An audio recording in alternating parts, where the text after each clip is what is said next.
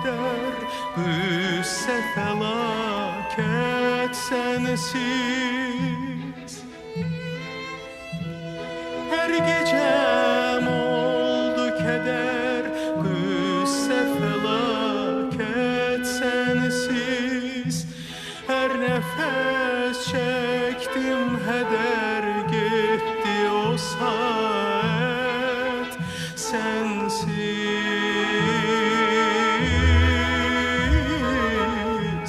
Her nefes çektim heder, gitti o saat sensiz.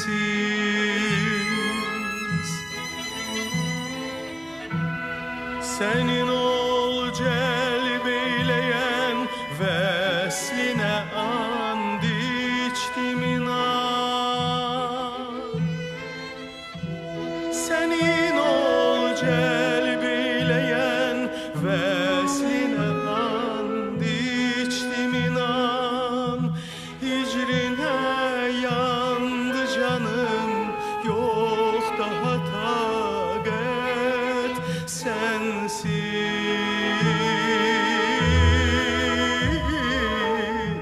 Hicrine yandı canım, yok daha taqət sensiz.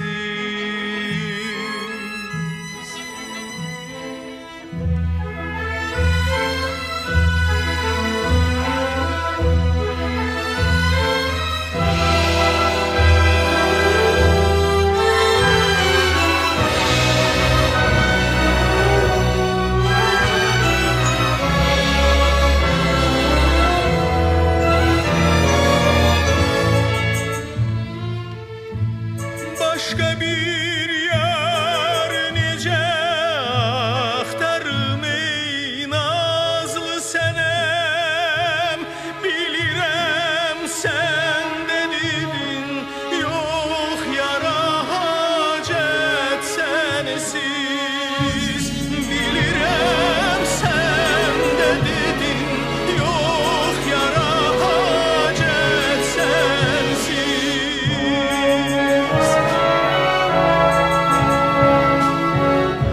Sen benim kalbime hakim, sana kul oldu gönül. Sen azizsen, ben ucuz bir heçem afet sensiz.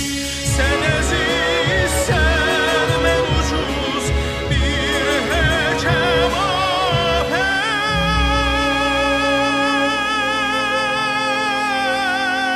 sensiz. Sen Nizami'den eğer arkayın olsan da gülüm, gece gündüz arayıp olmadı rahat sensiz.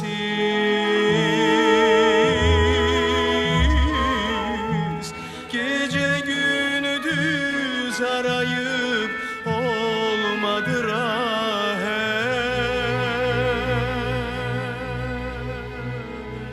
sensiz.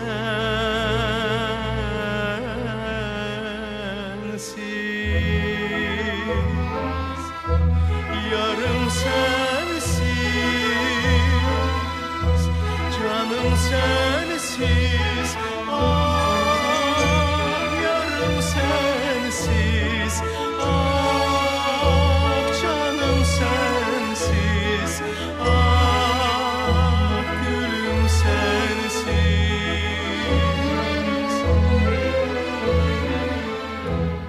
Sensiz.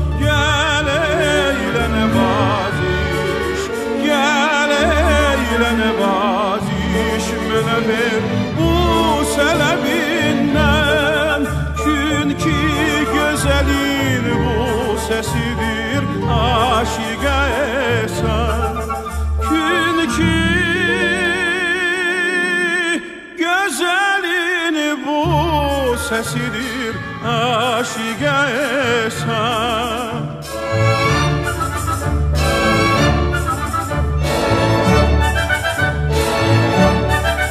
Sordum ki gönül haradır aldır bu cevabı.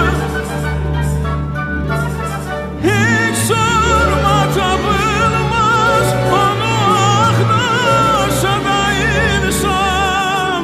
Rahm eyle dedin gel. Rahm eyle dedim sen kimi göz yaşını tökdü. Gel kalbim ile oynama ey afeti devran.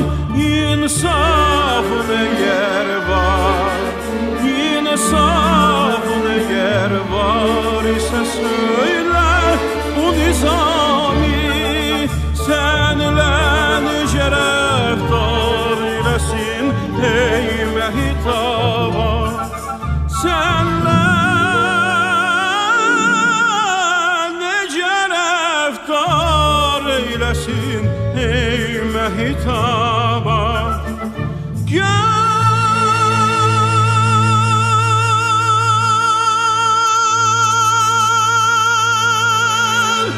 sevgili canan.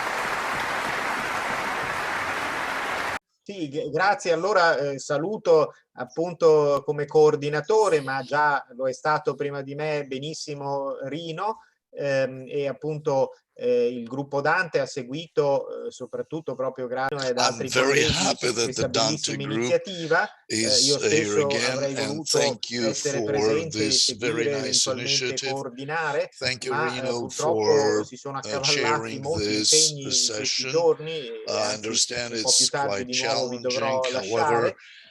Però il gruppo Dante ha dato subito notizia di questo importante convegno sul suo sito Dante Noi, e quindi non solo c'è la notizia, ma eventualmente presenteremo anche un resoconto e comunque abbiamo dall'inizio salutato con piacere questo confronto fra due grandissimi autori e fra l'immaginario arabo e quello diciamo dantesco, fra diciamo la grande poesia di Nizami e tutto quanto appunto ci viene illustrato da ottimi colleghi e quanto possiamo vedere noi nella Divina Commedia e nel poema che conosciamo appunto e amiamo. Quindi un carissimo saluto a tutti voi e il gruppo Dante dell'Associazione degli Italianisti naturalmente è felicissimo di avere così partecipato almeno come sostegno diciamo generale a questa bellissima iniziativa. See you among us, guys. Thank you. So with that, we will, unless there are no other keynote speeches, if there are no keynote speeches, I will announce the session open. I will start this session. We have a bunch of speakers. So our next topic is cultural legacy and interpretation of Nizami's legacy. And with great pleasure, I give the floor to Professor Ilham Mammadzadeh from the Philosophy Institute at the National Academy of Sciences of Azerbaijan. So you have 15 minutes, Mr. Mammadzadeh. The same holds true to the other speakers. So we're gonna discuss the issue of Nizami's legacy and interpretation. So the floor is yours, Professor Mammadzadeh. Nizami's legacy and our consciousness. The work of the great Nizami is widely known to everyone who knows and loves poetry. 2021 was declared the year of Nizami by the president of Azerbaijan, which actualized reflections on the entire spectrum of the spiritual heritage of the great poet and thinker. The philosophers of Azerbaijan had a special attitude to its heritage, so in it a philosopher and thinker. So Alexander Machiavelsky, Zakir Mamedov, Zümrüt Guluzadeh, and many others wrote about him. We ourselves tried in one of our articles to reflect on the topic of Nizami, trying to answer the question of what it means to be a poet and thinker in the Middle Age. In our opinion, the legacy of great thinker requires a twofold approach. On the one hand, a historical and philosophical one, requiring a thorough, authentic approach and treatment of the heritage, and on the other hand, such an approach will be incomplete if you do not add modern philosophy its ability to review the future on the past tense and the specifics of the contradictory intellectuality in which this or that great thinker walked. On the philosophy of our approach to the legacy of Nizami.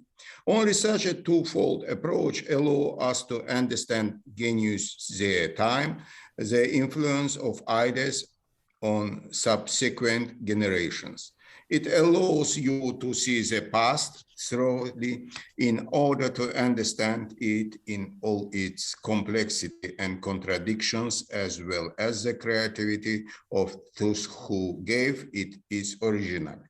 In principle, we agree that human history, just as the history of individual communities, is becoming more and more complex, just as it does not seem immediately clear in its entirety what the thinker thinks, says, and writes.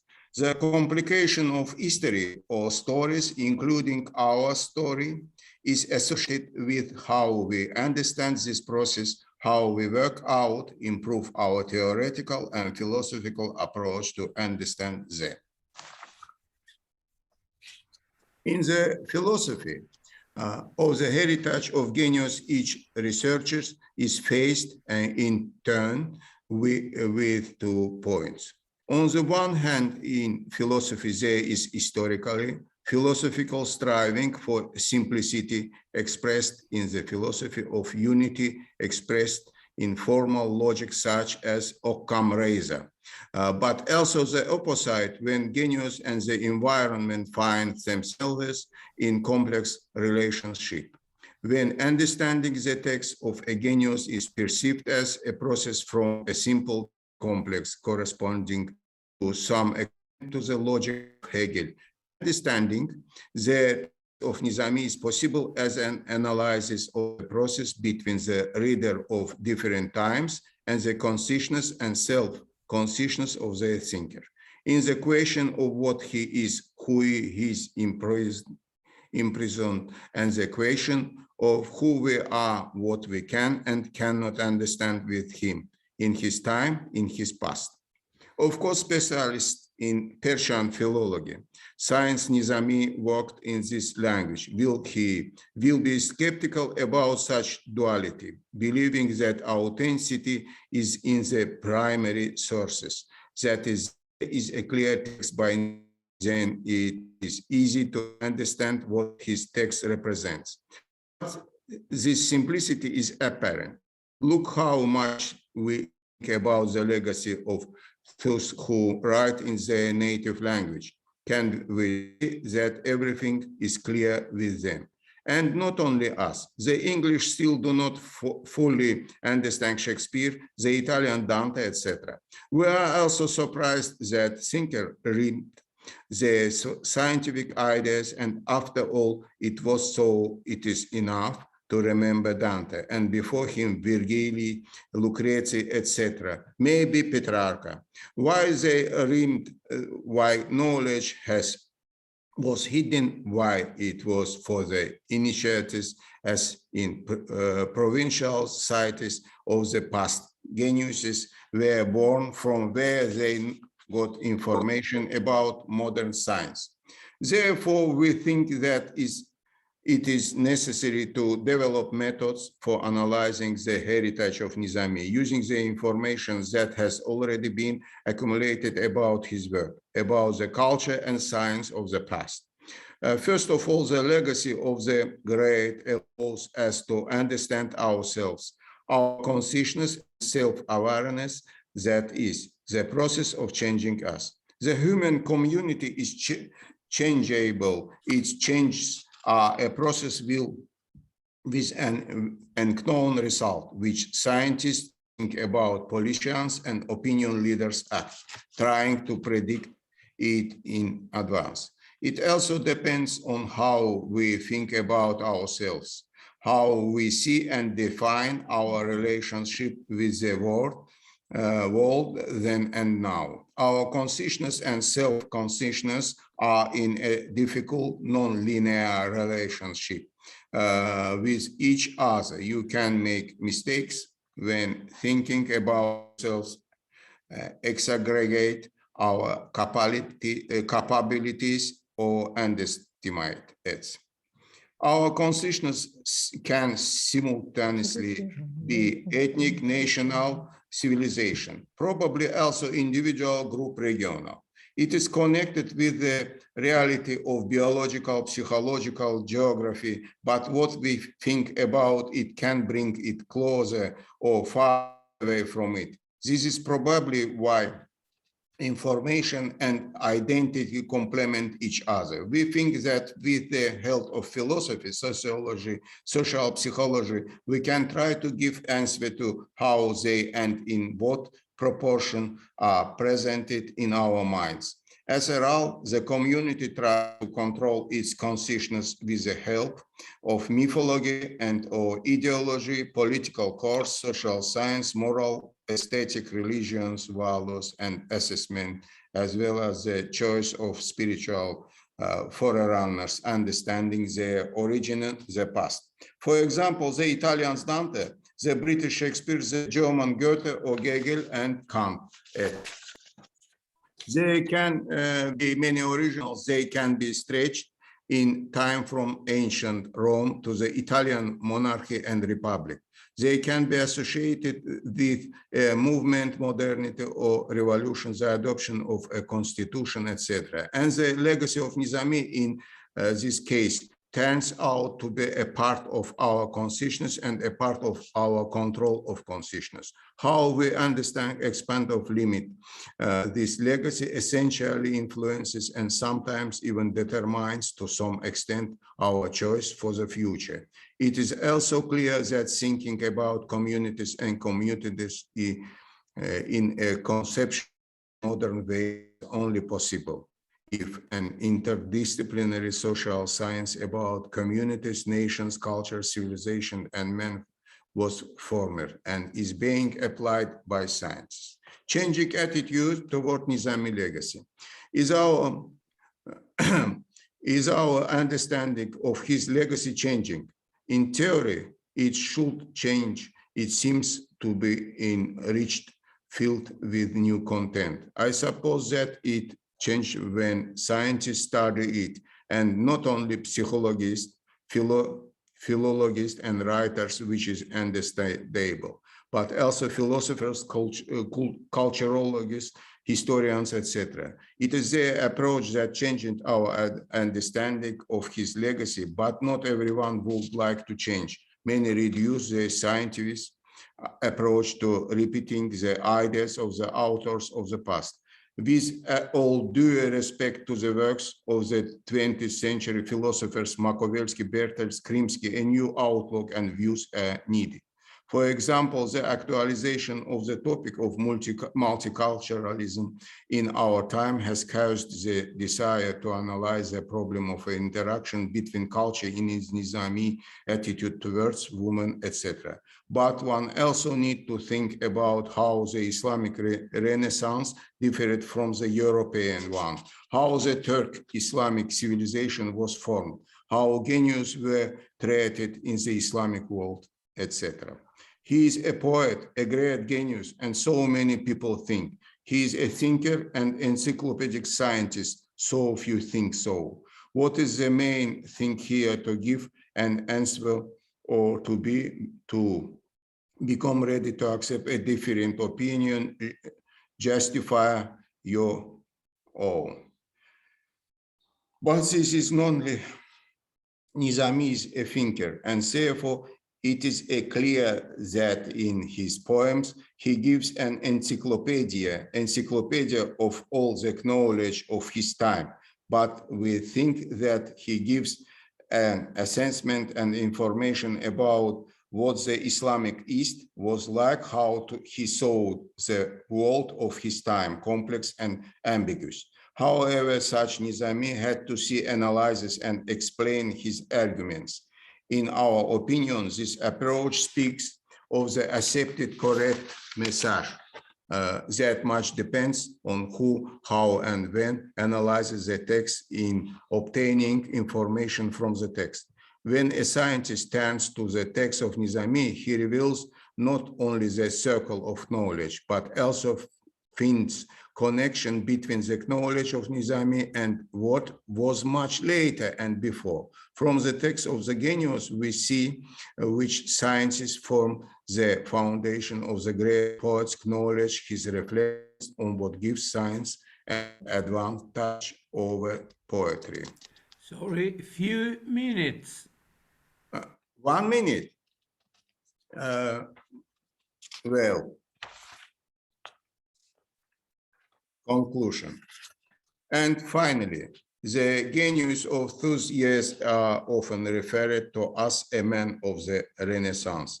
We do not call Nizami so. We think that we tend to underestimate the role of genius in the past. The Renaissance is an era of shaking the foundations, the flowering of reason, the rejection of superstition, and this was what they did. Nizami has it, but whether his contemporaries and followers had a question, however, is a theoretical one. That is why his creations are full of mysteries. Apparently, the time has come to think about this. Grazie. Grazie davvero al professor Mammadzadeh anche per il rispetto del tempo, ma anche per la sintesi interessante dei temi che ci ha proposto. You presented a very interesting synthesis in your interesting presentation. So I would like to, after this very interesting report and presentation, I would like to say that during Renaissance, two environments, East and West, have come together, and it's a very interesting topic, which for us, the Italians, is quite interesting. If we take Dante as a poet, we also may say that he is a scientific thinker, a scholar, an intellectual, and that was the same approach that you employed towards Nizami as a researcher. After reading him in Italian, speaking in the contemporary language, well, even Shakespeare, as you mentioned earlier, if you're speaking of vital questions, those have always been in our focus and stirred our interest. And in Italy, I would like to know, we're still in the process of translating these works, and that gives us a chance to approach this issue from a slightly different angle. We should experiment, we should try to experiment, because unless we have this kind of discussions, then there will be no modern attitude and approach to the issues discussed. Therefore, thank you once again, Professor, for your approach. And now, with no further ado, I give the floor to the following speaker, who is Nicola Bottiglieri, Cassino and Lazio Meridionale University. He's representing the University of Cassino, the Lazio, and his presentation is The Divine Comedy in the Argentine Cultural Elite and the impact on the people, from Bartolomeo Mitre all the way to Giacinta Pezzana. So you have quite a research in these fields, which I hope you will share with us. Yes, I'll speak about the Argentinian cultural elite, because Latin America is a very interesting area. I got my education there, and that identified my keen interest to that region. And in fact, I interact ever so often with researchers and interpreters, particularly migrant experts, and I try to provide them technical and scientific assistance. Happen to travel to Buenos Aires ever so often. I was guiding, in a way, the process of translating Divine Comedy into Spanish, and I'll reveal an interesting issue. The something to be, well, linkages with Dante to Argentine society. Bartolomeo Mitre was very keen in translating Divine Comedy into Spanish, and there was not the first time it was translated. Back in 1946, there was a translation. There were several translations in later period, and finally, 2021, there was a translation by Claudio Fernand, and his translation was not only published, it was also commented and interpreted, so got pretty much a good response. And I would like to note in this respect that there were some objective grounds and reasons and rationale behind this new translation that was to show that while the translation is taken very seriously, and along with translating Dante's Divine Comedy, the first translation was back in 1967, yet well, I would like to particularly mention certain characters that were instrumental in doing that. Back in 1965, when his 63rd anniversary was celebrated, was the reason why the works by Dante were translated into Spanish, and the character of Virgil was of special importance. So Virgil is, it was not only the matter of interpreting the portions with Virgilius, and to accomplish this mission of translation, well, we managed to do the following. But in Europe, to better understand that, you have to guide the interpreters, and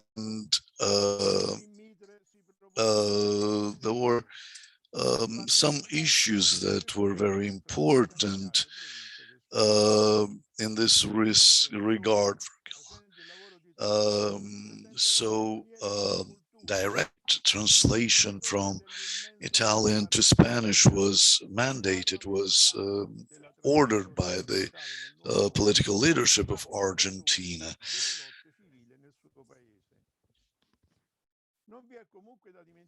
That was quite a successful attempt. The whole endeavor was quite a success, and we should not also forget the fact that a number of there was a number of migration waves that happened at the same time, and a lot of Italian operas were staged at this in South America.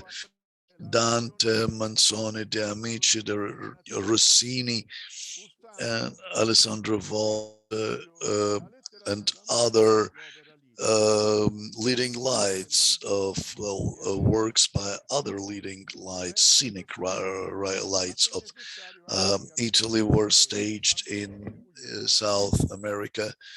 Rosario, the modern poet, wrote El Canto Errante, the collection which deals with the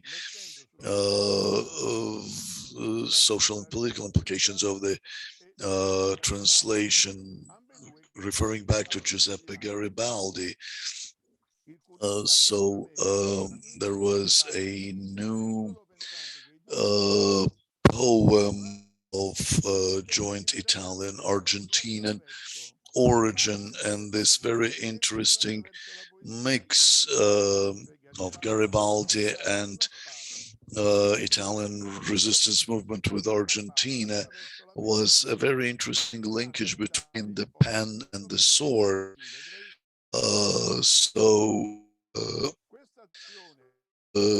Translation of Dante was very important, and Garibaldi was the one who freed Italy with arms, and Mitre was the one who did it with pen.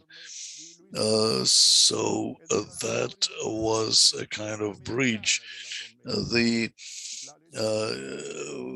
Victoria Ocampo was one of the researchers who also elaborated on this endeavor to translate the Divine Comedy into Spanish.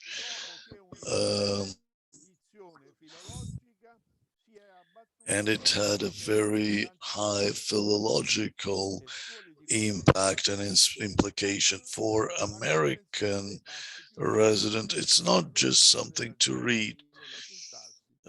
Dante's works are very rich with philosophical ideas, and unless you have proper interpretation, it's hard to, and it's naive to speak of profound knowledge of this kind of works.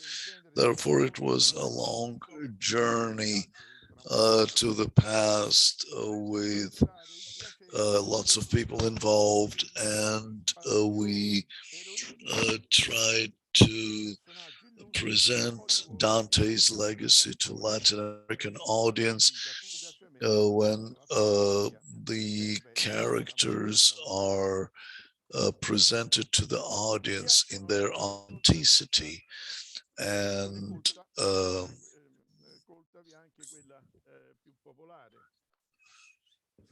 we also mentioned that these works gained a deal of fame and popularity. 800,000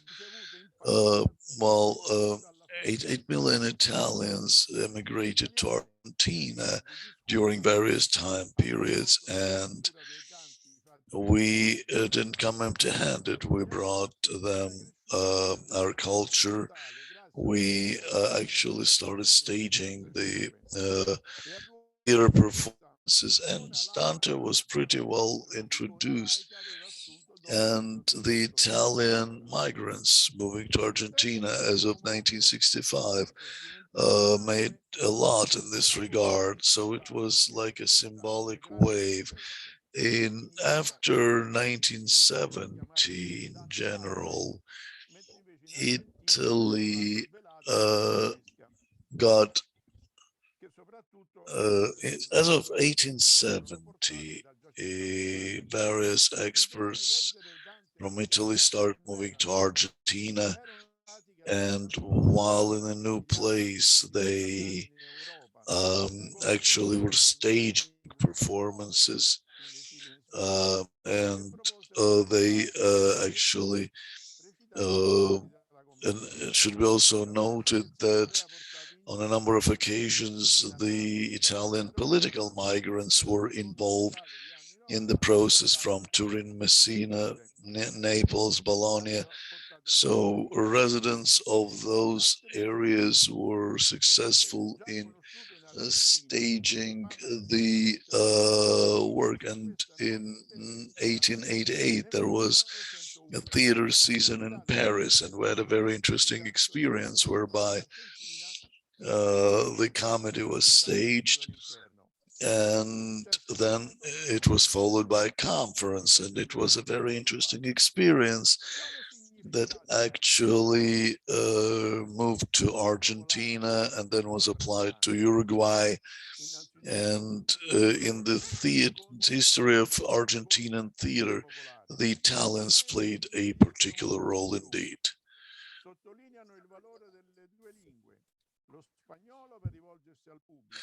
And there is an issue of richness of both languages that will pop up. As a matter of fact, of course, to start with, the popular and folk languages could get together in a way. Speaking of the vernacular language, the people's plain language, the book is available both in Spanish and Italian. However, this high level of high style is a very good conductor of emotions. There are some Italians prefer listening to this only in Italian, but it's a double bottom approach. So both languages ultimately have the right to be used to further promote the legacy. So if the migrants in Buenos Aires or pretty much surprised with this novice, and they tried to apply it in other cities, Argentina. So that was the way we managed to reintroduce Dante and his legacy to the Argentinian audience, even though we have to cover huge distances to convey the cultural message, and that usually is not the final step for Italian migrants. So a book, well, the reason why we got this appreciation from the local audience was not only through these presentations, but the thing was that people really gain a lot of benefits from that, so it pays for. So the translation and promotion of legacy really pays for. And also among Italian migrants, you have Paolo and Francesco, who are the best performers, and they actually tried their best to introduce Dante's works and some allegorical images and approaches are stirring and boosting up the interest of local audience and produces really a good impression. So we managed to stage the Divine Comedy with our own actors, but thousands and thousands miles away from our home. And that was an excellent example of promoting the Italian cultural legacy overseas, irrespective of distances.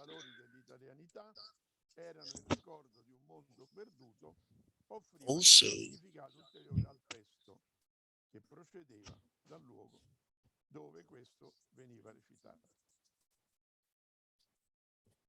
La Divina Commedia in cemento e mattoni. L'Argentina nel corso del XX secolo si riempie di dedicate a Dante. Argentine was selected by Dante in his own poems. For instance, there is an iron memorial, Mario Palange, who made the monument, and in 1724, this Mario Palladio was installed in front of the Palazzo Bargolo across the street. So we tried to make a symmetry so that 100 meters away there will be the monument dedicated to the Divine Comedy, and the monument is really stunning. Together with the building, it creates a very interesting unity because they complement on each other, the statue and the building, because we are trying to present Dante's culture and legacy through his books. And it's not a complete monument that you build and forget. It's a living monument that will be always attended by Italian migrants to Argentina. And it furthermore reinforces the cultural bridge that Italy and Argentina enjoy in between themselves. Some areas may become jealous to that, but anyways, in Argentina, there was always a very high esteem towards Dante, because Argentina is an open door to South America. Thank you, and thank you for this very interesting commemoration. I saw this monument, and it was really famous.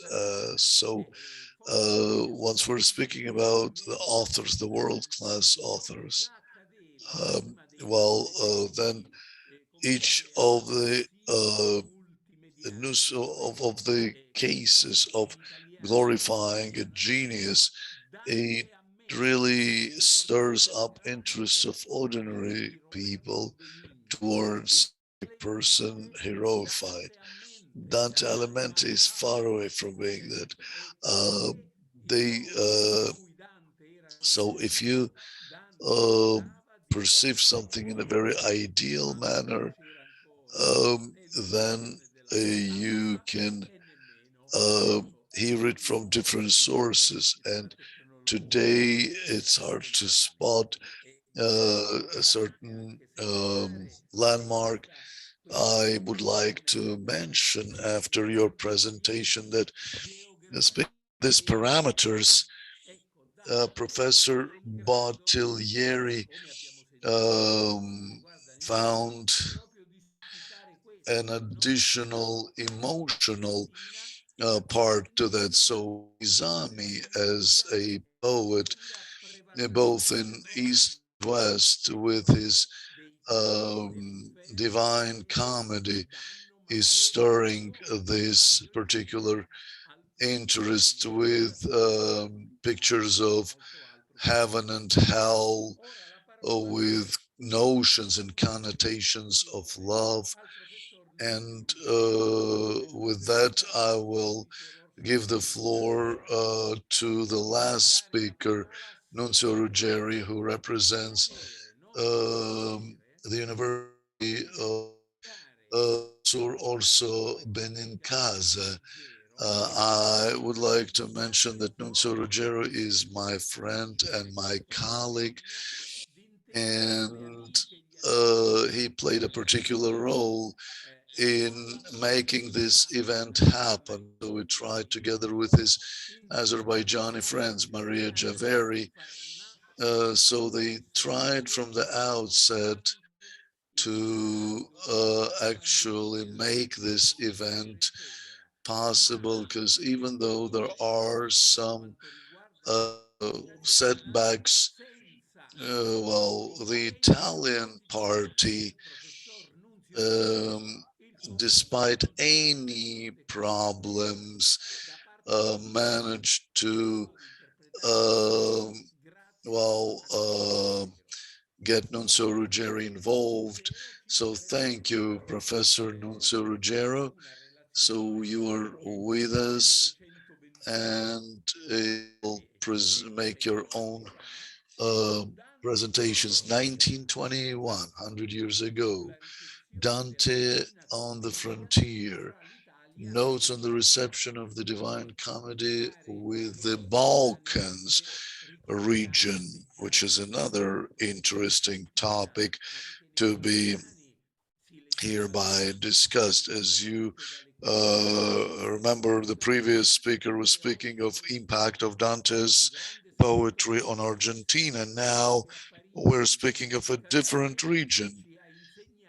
So Ismail Kadare, the famous Albanian poet who lives in Paris, and he says that Dante is boundless.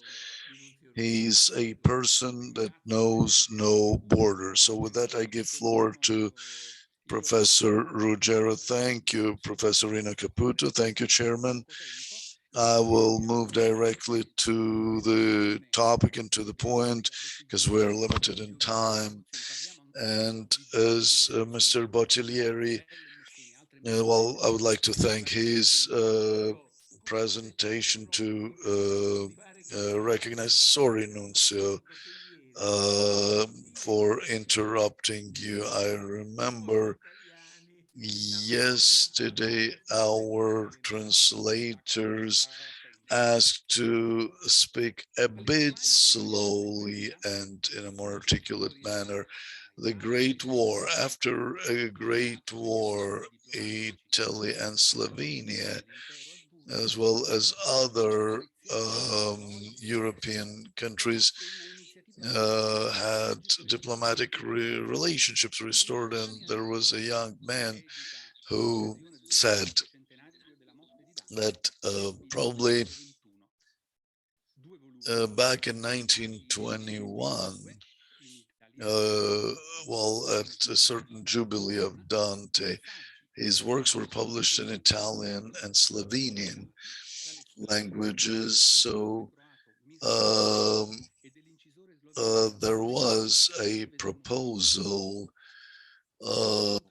set forth. So my presentation will be more related to the peculiarities of this work. So what kind of relations did you have to employ to do that surrealistic totalitarian system? How did that happen in this variety of systems between Italy and Balkans? So how could that take place? So from this point of view, in 1921, 100 years ago, we were more semiotic studies were underway, and the Balkan researchers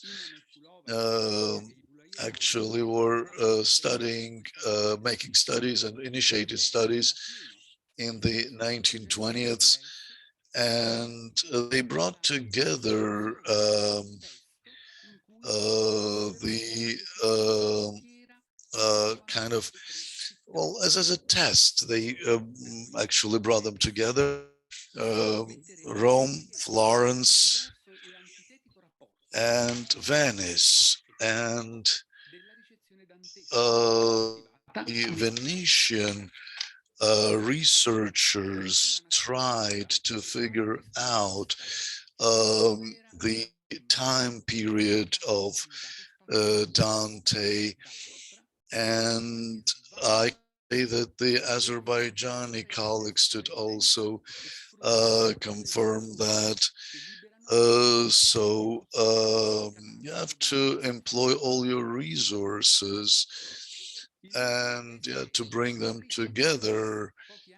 So in Trieste, well, a couple of years after, you still have the time of Roman Empire, and in fact,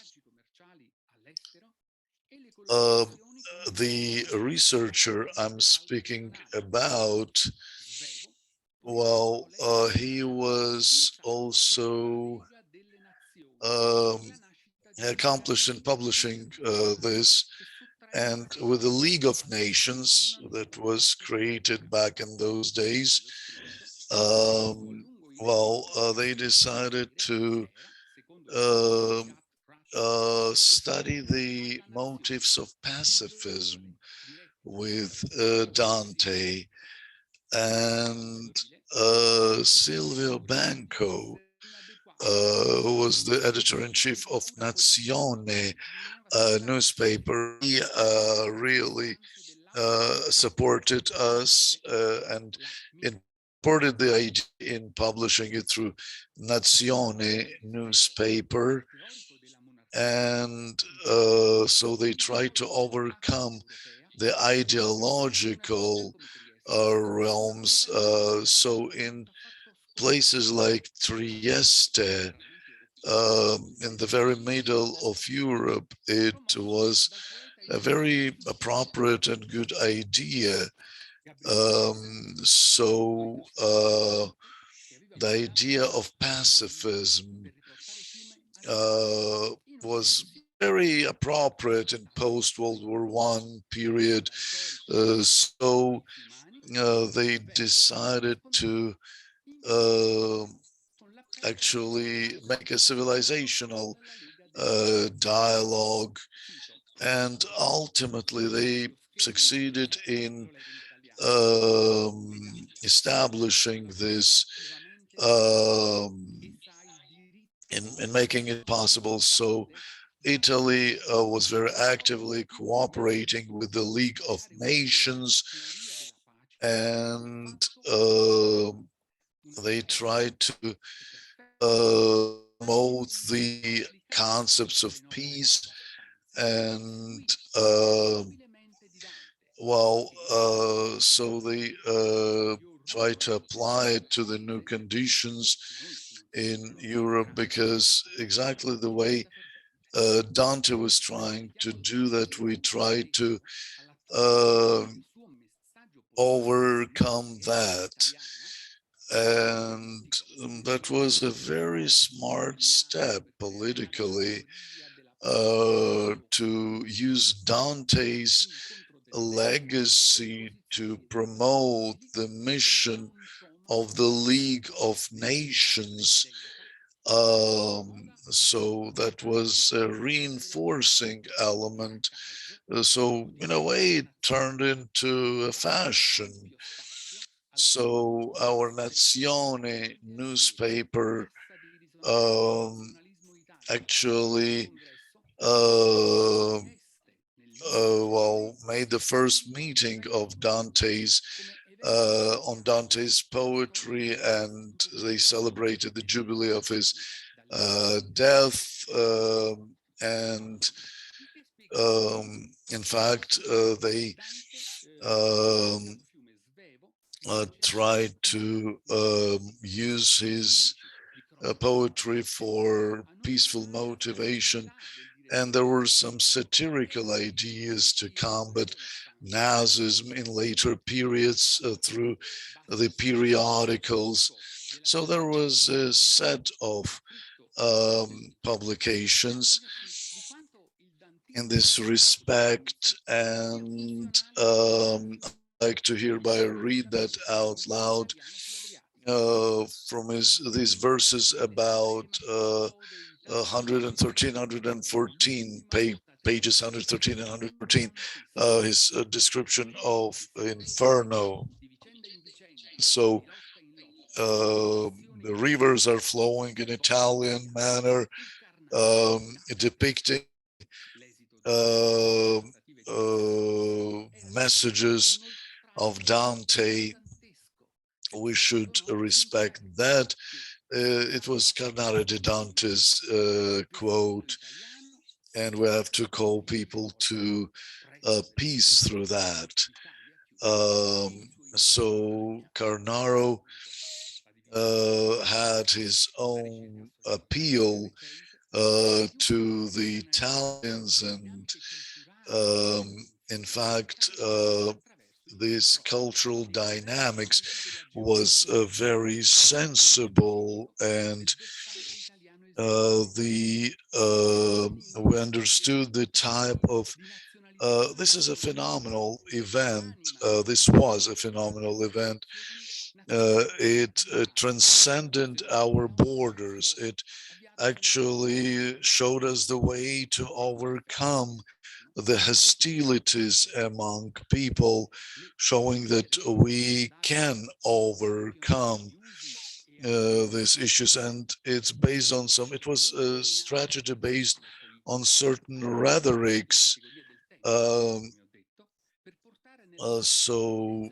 Oftentimes our politicians are more driven by nationalistic ideas, whereas Dante's ideas and their eternal nature is that they never get confined through only in one format. And back in 1896 in Trento, Cesare Giocche. There was a sculptor named Cesare Giocche. He created the monument, and he was the nation's guardian. That was the name of the of his composition. And even the nationalists saw Dante as a supporter to the national ideas. Sometimes it reverberates with Nazi rhetorics. However, the Italian researchers tried to better understand Dante in this respect, and we are showing another historic space with highly symbolic implications, and the mission that was very important. With the it was a very famous actually a cemetery that in July 13th 1921 we tried to furthermore promote. There was the March of Nationalists in Trieste, and to prevent that, they tried to prevent that, and this march was conducting to lots of destructions and arsons in Trieste. It went beyond Trieste. So the impact was very grave, and the people moved to the squares, and they started resisting the Nazi movement. And in Nazione newspaper that was reported as well, James Joyce, who was the friend of Stefano, he published a self-consciousness, the treatise Alois Reis, another literarian who was fighting Nazis, nationalists, also came up with this idea for European countries, and he tried to bring together their efforts with socialists, and tries to create a new movement. I'm about to conclude. So ultimately, in Balkan states, there was a new pacifistic and peaceful sort of a trend that we see the impact of, and therefore we of course that was reinforcing the patriotic motifs, and I just tried within the framework of my presentation to actually share that with you. And in Trieste, you know, it's a beautiful place to start with, and Naples is even nicer, and there is an impression whenever you're there, you feel as if you've never been to such a place before. It calls people to realities, And from that time onwards, the ideas of multiculturalism become dominant, and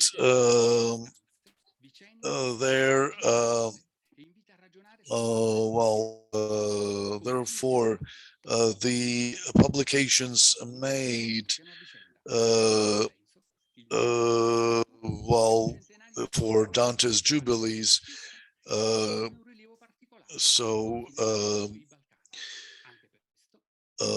it's geographical semiotics that is very important and interesting in Dante's works. These are the features of literary research that we should furthermore continue. We should study this experience, and this is a great mission for each and every of us. Thank you. You transcended the borders. You show that a cultural heritage that was valuable and valid back in 1921, 100 years ago, keeps being valid. And Nunzio Ruggiero elaborated on its importance. And I actually, all the way we saw that Dante's legacy was a very nice tool to counter Nazis through Dante's poetry. Back in 1921, his translation into Slovenian language was an event of its kind, and that really had a serious impact on that area. Even Pope Benedict XV used to say, he said, "This is the legacy we can never lose." Well, we only traveled 7 centuries away from him. We still haven't realized him to the end. We haven't studied him in full, and therefore these ideas will, his ideas are gonna live on, and his ideas will be furthermore conveyed to the audience and explained and interpreted for the generations to come. We only have several minutes left. So if we have any scientific polemics or debates you'd like to get involved, we have a chance for that. So we're a little bit behind schedule. Very concise.